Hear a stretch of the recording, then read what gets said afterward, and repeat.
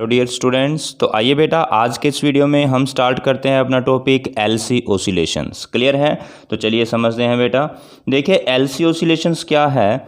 एक सबसे पहले हम एक ऐसा सर्किट यूज़ करते हैं जिसके अंदर इंडक्टर और कैपेसिटर, देखिए यहाँ इंडक्टर जुड़ा हुआ है और कैपेसिटर जुड़ा हुआ है, दोनों ही आपस में कनेक्ट किए जाते हैं।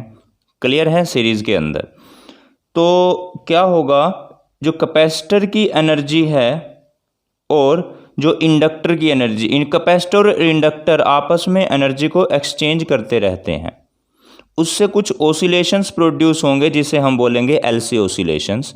इसको थोड़ा डिटेल में समझते हैं। The electrical oscillations produced by the exchange of energy stored in the capacitor and in the inductor are called LC oscillations. Capacitor और इंडक्टर की जब स्टोर्ड एनर्जी आपस में एक्सचेंज होती है तो उससे ओसिलेशंस प्रोड्यूस होते हैं जिसे हम बोलेंगे एलसी ओसिलेशंस। क्लियर है बेटा? देखिए सबसे पहले क्या किया जाता है, एक फुली चार्ज्ड कैपेसिटर लिया जाता है और आपको पता है कैपेसिटर में जो स्टोर्ड एनर्जी है उसका फॉर्मूला क्या है, Q square upon 2c। Clear? The stored energy in a capacitor is given by Q square upon 2c। तो जब कैपेसिटर फुली चार्ज था तब मान लीजिए सर्किट में करंट कितना, 0। देखो यहां केवल एक इंडक्टर जुड़ा हुआ और एक कैपेसिटर है। कैपेसिटर अभी पूरा चार्ज है, इसमें से चार्ज डिस्चार्ज होना अभी शुरू नहीं हुआ, तो मतलब कि करंट नहीं है सर्किट के अंदर, टोटल करंट अभी 0 है। लेकिन जैसे ही कैपेसिटर में से चार्ज डिस्चार्ज होना शुरू हुआ, यानी कि करंट मूव करना शुरू कर गया। देखिए यहां से पॉजिटिव करंट इधर जा रहा है, ठीक है, ये ऐसे आपका जो करंट है पॉजिटिव से नेगेटिव की तरफ बढ़ता जा रहा है। तो अब करंट क्या हो गया, इंक्रीज होना स्टार्ट हो गया। 0 से करंट की वैल्यू इंक्रीज होनी स्टार्ट हो गई। तो अब क्या होगा, कैपेसिटर की यानी कि बेटा डिस्चार्जिंग स्टार्ट हो गई है। क्या हो गया, जैसे फिगर बी में दिखाया गया, कैपेसिटर की डिस्चार्जिंग स्टार्ट हो चुकी है। तो उससे क्या होगा, जैसे अब करंट जो है यहां पर इंक्रीज हो रहा है हमारे सर्किट में, और इंक्रीजिंग करंट से अपोजिट डायरेक्ट इंडक्टर क्या काम करता है, हमेशा बढ़ते हुए को रोकता है और घटते हुए को बढ़ाता है, उल्टा काम करता है हमेशा इंडक्टर। ठीक है, तो अब यहां पर क्या होगा, इंक्रीजिंग करंट की वजह से इंडक्टर में कुछ मैग्नेटिक फ्लक्स प्रोड्यूस हो जाएगा। क्या प्रोड्यूस हो जाएगा, मैग्नेटिक फ्लक्स। क्योंकि देखिए करंट शुरू में 0 था, अब करंट की वैल्यू इंक्रीज करने लग गई है क्योंकि कैपेसिटर डिस्चार्ज हो रहा है यहां से। ठीक है, अब चार्ज मूव करेगा तो करंट आएगा, अब करंट इंक्रीज करता जा रहा है तो इंडक्टर में मैग्नेटिक फ्लक्स बढ़ता जा रहा है, यानी कि इसके अंदर मैग्नेटिक एनर्जी आ रही है इंडक्टर में। क्लियर? तो अब देखिए बेटा यहां पर क्या होगा, एक टाइम ऐसा आएगा जब कैपेसिटर पूरी तरह से डिस्चार्ज हो जाएगा और हमारे करंट की वैल्यू मैक्सिमम पहुंच जाएगी। करंट की वैल्यू कैसी हो गई, मैक्सिमम वैल्यू पहुंच गई, और उस टाइम पे कैपेसिटर का चार्ज हो गया 0। तो सारी की सारी एनर्जी, यानी कि उस करंट मैक्सिमम है तो उस टाइम पे यहाँ पे मैग्नेटिक फ्लक्स भी कैसा होगा, मैक्सिमम होगा इंडक्टर के अंदर। यानी कि हम यूं कह सकते हैं कि जो हमारा इंडक्टर है इसके अंदर जो मैग्नेटिक एनर्जी स्टोर हो रही है वो मैक्सिमम पहुंच गई। देखो जैसे कैपेसिटर डिस्चार्ज हो रहे हैं ना, कैपेसिटर की एनर्जी इंडक्टर के अंदर स्टोर होती जा रही है मैग्नेटिक फॉर्म में। किस फॉर्म में कन्वर्ट हो रही है, मैग्नेटिक फॉर्म में, क्योंकि देखो इंक्रीजिंग करंट से मैग्नेटिक फ्लक्स प्रोड्यूस होता है, आपको पता है ये तो। ठीक है, तो कैपेसिटर की इलेक्ट्रिकल एनर्जी धीरे धीरे खत्म हो रही है, लेकिन वो इंडक्टर में स्टोर होती जा रही है किस फॉर्म में, मैग्नेटिक एनर्जी की फॉर्म में। देखो शुरू में जो इलेक्ट्रिकल एनर्जी है ये यूई क्या है, इलेक्ट्रिकल एनर्जी मैक्सिमम थी, लेकिन अब धीरे धीरे यूई की वैल्यू घटने लग गई, इलेक्ट्रिकल एनर्जी कम हो रही है, लेकिन इंडक्टर की मैग्नेटिक एनर्जी अब बढ़ने लग गई है। पहले 0 थी, अब बढ़नी स्टार्ट हो गई है। तो एक टाइम ऐसा आएगा जब ये करंट मैक्सिमम हो जाएगा, कैपेसिटर का चार्ज 0, तो इलेक्ट्रिकल एनर्जी कैपेसिटर की वो तो खत्म, लेकिन सारी की सारी इलेक्ट्रिकल एनर्जी अब किस में कन्वर्ट हो चुकी है, इसकी मैग्नेटिक एनर्जी में कन्वर्ट हो चुकी है। तो क्लियर है बेटा, यहां तक आई होप कि आपको समझ में आ चुका होगा। अब इसके बाद क्या होता है, ये सारी की सारी यहां मैग्नेटिक एनर्जी आ चुकी है। अब ये मैग्नेटिक एनर्जी से कैपेसिटर दोबारा चार्ज होगा, लेकिन अपोजिट डायरेक्शन में होगा। कैसी डायरेक्शन में, अपोजिट। पहले ये ऊपर पॉजिटिव चार्ज था, अब ऊपर वाली प्लेट इसकी नेगेटिवली चार्ज होनी स्टार्ट हो जाएगी। कैसे हो रही है देखो, यहां पर जो इसकी इलेक्ट्रिकल एनर्जी थी वो मैग्नेटिक एनर्जी में कन्वर्ट हो गई। अब इंडक्टर कैपेसिटर का चार्ज खत्म हो गया, जीरो। अब यहां पे सारी की सारी एनर्जी कहां आ चुकी है, इंडक्टर के अंदर। अब इंडक्टर में मैग्नेटिक एनर्जी स्टोर हो चुकी है। अब ये मैग्नेटिक एनर्जी धीरे धीरे अपने कैपेसिटर को चार्ज करेगी, ठीक है। और कैपेसिटर पर चार्ज ऊपर की तरफ नेगेटिव चार्ज आ गया और नीचे पॉजिटिव, मतलब पहले से अपोजिट, पहले ऊपर पॉजिटिव था अब नीचे पॉजिटिव हो गया। क्लियर है बेटा, समझ में आ गया। तो एक टाइम ऐसा आएगा कि कैपेसिटर पूरी तरह से चार्ज हो जाएगा, ठीक है। कैपेसिटर क्या हो जाएगा, कंप्लीटली चार्ज हो जाएगा। तो देखो, जब कैपेसिटर पूरी तरह से चार्ज हो जाएगा कंप्लीटली, यानी कि इंडक्टर की एनर्जी अब खत्म हो चुकी है, अब करंट दोबारा से सर्किट में जीरो हो गया। क्लियर है ना। तो अब फिर कैपेसिटर डिस्चार्ज होगा दोबारा से, जैसे ऊपर वाला प्रोसेस हुआ है ना, कैपेसिटर चार्ज था, पूरा चार्ज था, तो वो डिस्चार्ज होना शुरू हो गया था। अब दोबारा से कैपेसिटर पूरा चार्ज हो चुका है, अब दोबारा ये फिर डिस्चार्ज होगा। फिर इंडक्टर क्या करेगा, इसको दोबारा से चार्ज करेगा, जैसे हमने ऊपर किया, ठीक है। ये देखो इधर पूरा स्टेप सेम टू सेम, जैसे ऊपर प्रोसेस हुआ नीचे भी हमने सेम टू सेम प्रोसेस दिखाया। दोबारा कैपेसिटर का चार्ज जीरो, तो कैपेसिटर की इलेक्ट्रिकल एनर्जी फिर खत्म और सारी की सारी एनर्जी मैग्नेटिक एनर्जी के फॉर्म में चेंज हो गई। फिर इंडक्टर से दोबारा कैपेसिटर की चार्जिंग शुरू हो गई।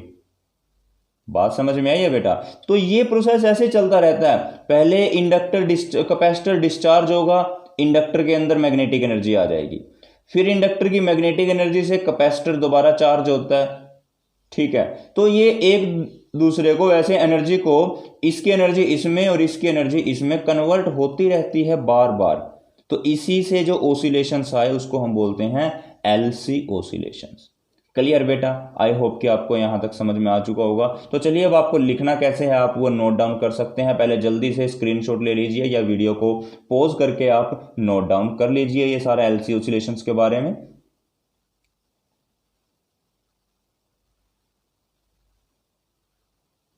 क्लियर है बेटा, नोट कर लिया होगा आपने।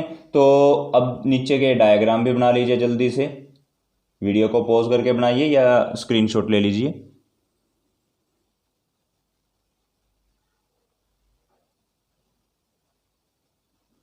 तो क्लियर है बेटा, आई होप कि आपने ये भी बना लिया होगा डायग्राम भी। अब हम समझते हैं आगे फर्दर हमारे एलसी ऑसिलेशंस के बारे में, और आगे जो भी मैंने आपको समझाया है वो सब आप यहाँ से नोट डाउन कर सकते हो। ये पूरा का पूरा जो भी स्टेप आपको यहाँ पर डायग्राम में लिखे हुए हैं, हमने बनाए हुए हैं, ABCD, फिर EFG और इस फिगर का नेम है H। क्लियर है। तो यहाँ पर जो भी हमने डायग्राम में बनाया हुआ है, इस सारे को मैंने आपको अभी समझाया जो, वो सारा का सारा यहाँ पर मैंने राइट डाउन कर दिया है। क्लियर है। तो आप वीडियो को पॉज करके जल्दी से इसको नोट डाउन कर सकते हो। अब देखिए कैपेसिटर के अंदर जो एनर्जी थी वो कितनी थी, Q²/2C, Q²/2C। लेकिन अब ये सारी की सारी एनर्जी चेंज हो गई है मैग्नेटिक एनर्जी में, यानी 1/2LI²। इंडक्टर के अंदर जो एनर्जी है वो इसका फॉर्मूला ये है। क्लियर, तो आप इसको नोट डाउन कर सकते हो। चलिए जल्दी से नोट कीजिए। ठीक है बेटा, नोट कर लिया। तो अब एक काम कीजिए, अब नेक्स्ट जो भी है इसमें सारा नोट कीजिए, लास्ट से भी बिल्कुल यहाँ तक आपने कंप्लीटली नोट करना है। तो जो एनर्जी ऑसिलेशन है कैपेसिटर और इंडक्टर के बीच में, ठीक है, एनर्जी क्या करती है, ओसिलेट करती है कैपेसिटर के और इंडक्टर के बीच में। तो देखिए बेटा यहाँ पर जो आपका प्योर एलसी सर्किट है, प्योर एलसी सर्किट लिया ना हमने, उसका हम रेजिस्टेंस जीरो मान के चलते हैं। मान लीजिए अपना अगर एलसी सर्किट प्योर है तो उसका रेजिस्टेंस कैसा होगा, जीरो। अगर भाई रेजिस्टेंस जीरो हो गया तो इसका मतलब there is no loss of the energy, इसमें एनर्जी का लॉस ही नहीं हो, क्योंकि भाई एनर्जी लॉस कहाँ होती है, रेजिस्टेंस के अक्रॉस होती है। तो प्योर एलसी सर्किट में हमने मान लिया कि रेजिस्टेंस अपना यहाँ क्या है, जीरो। तो इसका मतलब there is no loss of the energy. तो इसीलिए जो ओसिलेशंस हैं उनका एम्पलीट्यूड कांस्टेंट होना चाहिए। कैसा होना चाहिए, कांस्टेंट। और ऐसे ऑसिलेशन जिनका एम्पलीट्यूड सेम रहता है उनको क्या बोला जाता है? Undamped oscillation. क्या बोलते हैं उनको? Undamped oscillations. ये आप पहले पढ़ चुके हो क्लास 11th में कि अनडैम्प्ड ऑसिलेशन क्या होते हैं। तो क्लियर, आई होप कि ये तो आपको समझ में आ चुका होगा कि अनडैम्प्ड ऑसिलेशंस यहाँ पर कैसे प्रोड्यूस हुए, क्योंकि एनर्जी बार बार कैपेसिटर की एनर्जी क्या थी, इंडक्टर की एनर्जी में चेंज हो रही थी, और मतलब इसकी इलेक्ट्रिकल एनर्जी मैग्नेटिक एनर्जी में, इसकी मैग्नेटिक एनर्जी इलेक्ट्रिकल एनर्जी में, बार बार एक दूसरे में कन्वर्ट होते जा रहे हैं, तो एनर्जी ऑसिलेट कर रही है। क्लियर बेटा, समझ में आया?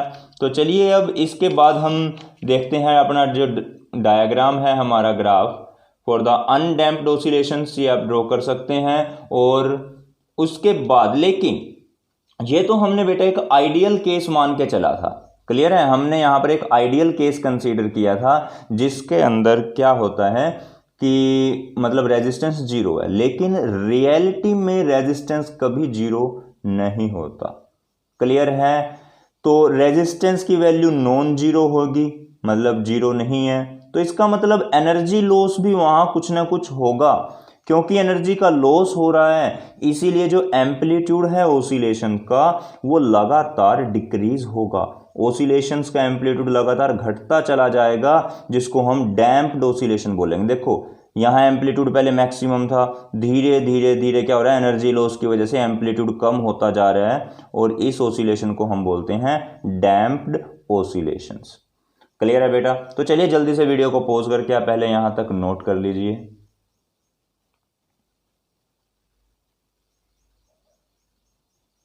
क्लियर है, नोट कर लिया? तो ठीक है बेटा, अब हम समझते हैं फ्रीक्वेंसी ऑफ ऑसिलेशंस। इसका डेरिवेशन इतना वो इंपॉर्टेंट नहीं है, लेकिन फिर भी आप लोगों ने करना है एक बार। देखिए फ्रीक्वेंसी ऑफ ऑसिलेशंस मतलब इसमें जो ऑसिलेशन हो रहा है एनर्जी के अंदर उसकी क्या फ्रीक्वेंसी है, किस फ्रीक्वेंसी के साथ वो ऑसिलेशंस हो रहे हैं।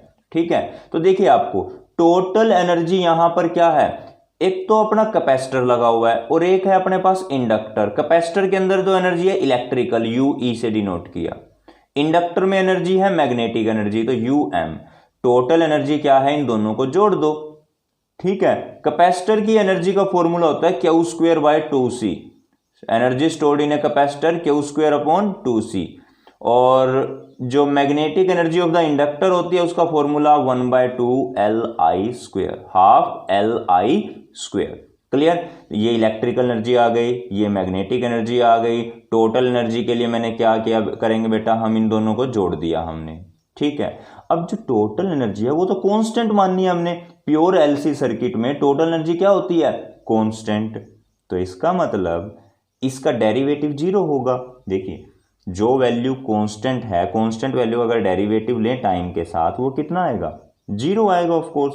ठीक है ना, फिर आप यहां से समझिए d/dt ऑफ क्यू, यहां पे u की वैल्यू पुट करी मैंने Q square by 2c plus 1/2 Li square, 1/2 Li square equal to zero था, इक्वल टू जीरो पुट कर दिया। क्लियर है, समझ में आया? तो अब इसका डेरिवेटिव लेंगे हम।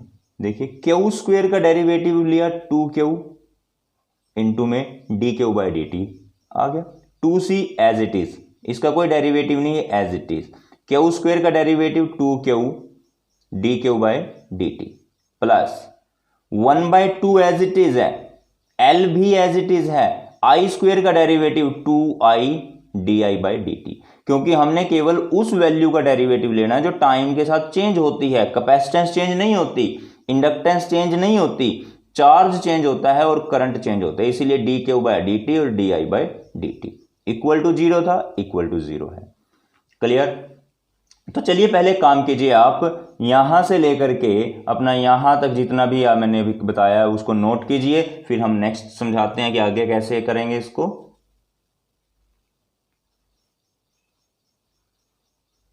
जल्दी से नोट कीजिए वीडियो को पॉज करके। तो क्लियर है बेटा, नोट कर लिया? अच्छा, तो अब समझिए आप इसको, आगे हम देखते हैं कि कैसे होगा अपना। देखिए यहां पर ये आ गया था हमारा, अब 2 से 2 कैंसल, 2 से 2 कैंसल, तो ऊपर बच गया हमारे पास q/c dq/dt Li di/dt equals to zero. Clear है? तो क्यू बाय सी को as it is, D Q by D T को क्या बोलते हैं, करंट, यानी I, D I is equals to D Q by D T plus L I. तो अभी पहले आप एक चीज समझिए, देखिए यहाँ पर जो हमारा D Q by D T है उसकी वैल्यू क्या है, करंट के इक्वल होती है आई बराबर D Q by D T. अब इसको दोबारा डेरिवेटिव ले लो, D square Q by D T square हो जाएगा। इसका भी डेरिवेटिव करना, क्योंकि इस तरफ डेरिवेटिव किया तो इस तरफ भी डेरिवेटिव होगा, तो ये हो जाएगा D I by D T. तो अब देखो, यानी मैं D I by D T को ये रख सकता हूँ, इसकी जगह पर ये रख सकता हूँ। हमने भी तो यही किया है, D I by D T की जगह पर ये पुट कर दिया D square Q by D T square, D square Q by D T square, L I को एल आई रख दिया, D Q by D T इसको मैंने आई पुट किया, तो इसकी जगह पर आई। दोनों में आई कॉमन है, उस तरफ चला जाएगा, खत्म हो जाएगा आई। देखो आई इस तरफ आके डिवाइड में, और जीरो के डिवाइड में जीरो ही रहेगा, तो इधर बच गया Q by C plus L D square Q upon D T square. Clear बेटा, आई होप कि आपको देखो यहाँ तक समझ में आया होगा। अगर नहीं समझ में आया तो पूछ सकते हो आप कमेंट करके। क्लियर। अब इस L को मैंने पूरी इक्वेशन को L से डिवाइड कर दिया, ये जो पूरी इक्वेशन है इसको क्या किया, L से डिवाइड, Q बाय C, ये तो ऑलरेडी था, L डिवाइड में L आ गया, इधर भी L से डिवाइड किया तो L से L कैंसिल हो गया, तो D square Q by D T square ये बचेगा केवल। क्लियर, यहां तक समझ में आया बेटा। अब देखिए मैंने इस D square Q by D T square को थोड़ा पहले लिख दिया, इसको बाद में, कोई फर्क नहीं पड़ता एक्सचेंज, इसको पहले लिखो या बाद में लिखो कोई फर्क नहीं पड़ता, इक्वल टू जीरो। अब इस इक्वेशन को सिंपल हार्मोनिक ऑसिलेटर की इक्वेशन से कंपेयर करो, simple harmonic oscillator, D square X by D T square plus omega square X, इन दोनों इक्वेशन को कंपेयर करो तो आपको पता चलेगा कि ओमेगा स्क्वेयर की वैल्यू 1 बाय एल सी के बराबर है, ओमेगा स्क्वेयर की वैल्यू 1 बाय एल सी के बराबर है, पुट कर दिया हमने ओमेगा स्क्वेयर बराबर 1 बाय एल सी।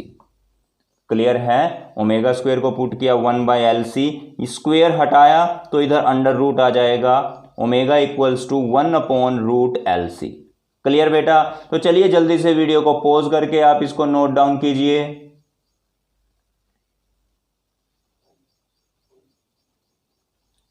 क्लियर है बेटा, नोट कर लिया तो ठीक है बेटा। अब आगे हम समझते हैं। देखिए हमारे पास ओमेगा की वैल्यू आ गई है, लेकिन ओमेगा अपना किसके इक्वल होता है, 2 पाई एफ। ओमेगा किसके इक्वल होता है, 2 पाई एफ फ्रीक्वेंसी। तो ओमेगा की जगह मैंने 2 पाई एफ रख दिया, इसकी वैल्यू थी ओमेगा की 1 upon root L C. Clear. अब ये 2 पाई नीचे आ गया, इधर बच गया एफ, तो ये आ गई हमारी फ्रीक्वेंसी ऑफ एलसी ऑसिलेशन। क्या आया है ये बेटा, frequency of LC oscillation. Clear है, समझ में आया। तो ठीक है बेटा, आज के वीडियो में केवल इतना ही करेंगे हम, मिलते हैं नेक्स्ट टॉपिक के साथ नेक्स्ट वीडियो में। तब तक के लिए bye bye, thank you and have a nice day.